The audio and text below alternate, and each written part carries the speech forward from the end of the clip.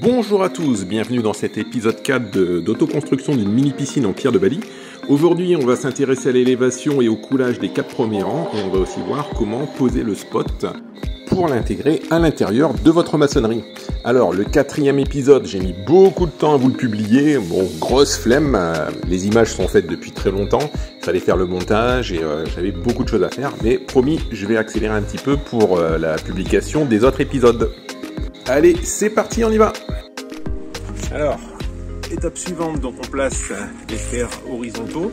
Donc pour une petite piscine comme ça, normalement un fer vertical et un fer horizontal par bloc, c'est suffisant. On n'est pas en zone sismique, il n'y a pas une très grande hauteur, très grande quantité d'eau.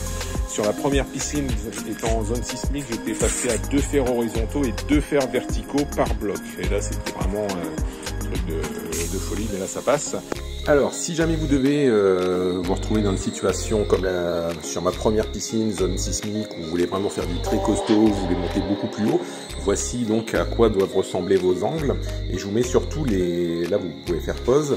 Vous voyez, selon que la piscine soit enterrée ou qu'elle soit hors sol, donc c'est-à-dire comme elle est actuellement pour celle que je suis en train de construire, vous voyez que les ferraillages sont différents parce que les forces de poussée sont différentes. Soit vous poussez en direction de l'eau vers l'extérieur, soit des terres vers l'intérieur. Donc vous pouvez faire une petite pause, vous regardez ce qui vous concerne, si jamais vous voulez vraiment faire beaucoup plus costaud. Alors après, ici vous avez le recouvrement, donc les intersections des fers, donc je vous montrerai sur le plan ce que j'ai fait. Hop, ça fait ça, et il faut les ligaturer. Donc ligaturer, on met un petit peu de fil de fer. Alors, il existe des trucs comme ça. Donc ils sont assez pratiques et il y a un outil avec une queue en tire-bouchon. Malheureusement je ne l'ai pas pris, mais bon, ça va assez vite à faire à la main ou avec une pince. Sinon du fil de fer classique. Alors on a terminé la pose du 2e rang avec le ferraillage qui va avec. Donc au niveau des angles, je suis parti comme ça. Donc normalement quand vous pouvez avoir un type d'angle où il y en a un qui part comme ça, enfin un qui part comme ça, lui il part comme ça, il se met là, et souvent on met un 3e, un 50 sur 50 en angle. Donc ça c'est quand on fait vraiment du très gros boulot, zone sismique, ou si vous montez à des hauteurs plus importantes, il faut partir là-dessus. On se trouve en général tout ça sur internet. Alors qu'est-ce que je peux vous montrer? Alors ici, vous voyez que on dépasse un peu, donc j'ai pas fait la coupe parce que sinon il faut recouper, il faut recoffrer à ce niveau-là. Si vous pouvez avoir des décalages qui se font en fonction de la forme exacte de votre piscine.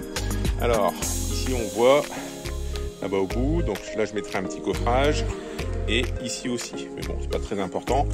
Et juste à coffrer, sinon bon, il faut remettre des coupes des petits bouts à droite, à gauche et tout, on s'en sort plus, donc ça va plus vite de coffrer juste avant coulage. Et voilà, 4e rang, ça fait plaisir, donc je vais m'arrêter là. On va couler jusque 3,5, il faut jamais couler jusqu'en haut, puisque quand on fait une reprise, on coule donc jusque 3,5 comme ça, et au moment où on fait la reprise, ça reprend sur la moitié là, et on termine. Donc j'ai 7 rangs à mettre, ça vaut pas le coup de se faire chier à mettre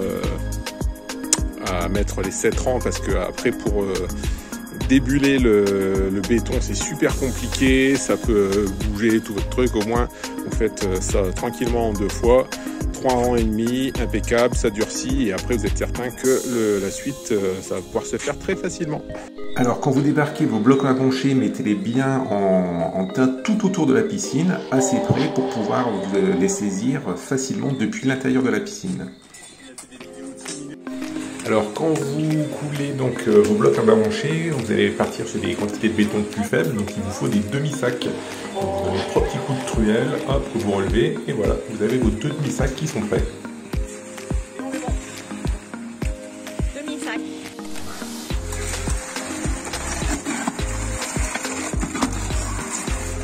C'est bon? On va débuler le béton. Alors les blocs, on les remplit à 3,5 comme ça. Lors de l'autre bloc, l'autre gâché qu'on va faire, il repart à 1,5 plus les 3 autres.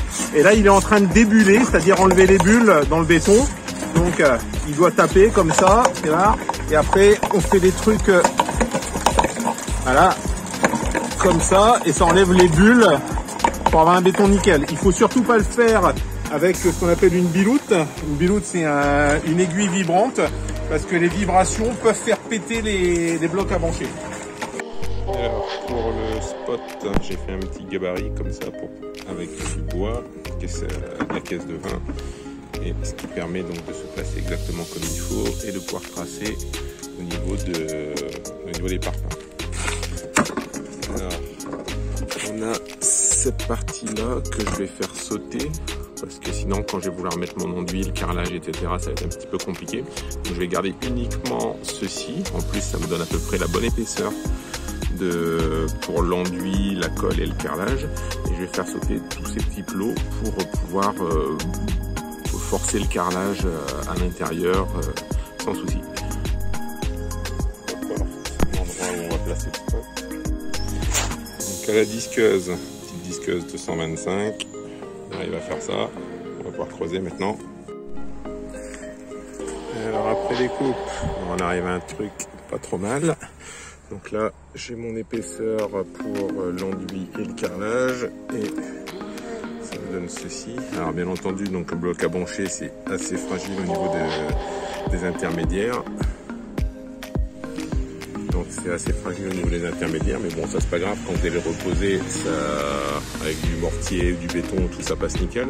Et au contraire, ça a permis donc de bien tailler cette partie-là à la disqueuse, en faisant des traits verticaux et horizontaux, et puis en taillant, et on obtient un résultat pas trop dégueulasse. Donc